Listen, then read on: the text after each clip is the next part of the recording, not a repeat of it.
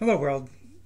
It is Tuesday, May 16th, 2023, and looking out the window at Defiance, it's kind of an overcast morning this morning, but I think it's supposed to be pretty warm in the mid to upper 70s.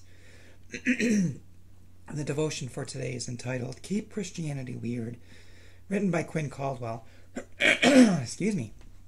And Quinn bases the devotion upon Revelation chapter 12, verses 1 and 3.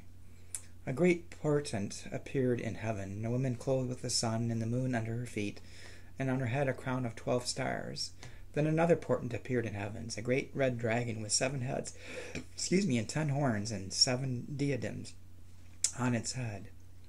And then Quinn writes, whenever you convince yourself that Christianity is inherently rational, the book of Revelation can be counted on to mess you up. Just when you manage to somehow browbeat the rest of the Bible into sitting down and behaving, a pregnant lady riding the moon crashes into the room, locked in battle with a dragon. It doesn't make sense, and it's not supposed to. It doesn't add up, and it's not supposed to.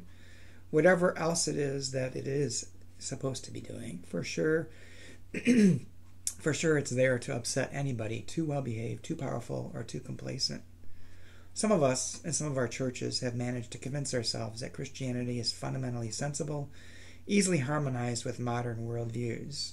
For any in that position, the sheer weirdness of Revelation is good medicine. Not interested in your standards, or your comfort, or your manners, it insists loudly that Christianity is always going to be about more than you know and more than you want to be. Look, I'm not saying you need to read every single day or anything. Historically, that's turned out to be a pretty bad idea. But as an outsider voice, a weird little minority report, a strange descant floating above the melody, it can't be beat. And Quinn's prayer. For always challenging my complacency, for never letting my rationality win completely, for keeping my faith from becoming tame, for keeping Christianity weird. Thank you. Amen. A couple things that came to mind when I was reading this devotion was, one was, of course, the book of Revelation is a type of literature, rhetorical, apocalyptic literature, that is a type of literature that is an ancient form and not something that's very common today, is so misunderstood by most people. They try to read things into it that it's not really meant to say and do. So, and it's weird. There's some really weird imagery going on there. And there's all kinds of discussions about what that imagery really means. And I think reading the Bible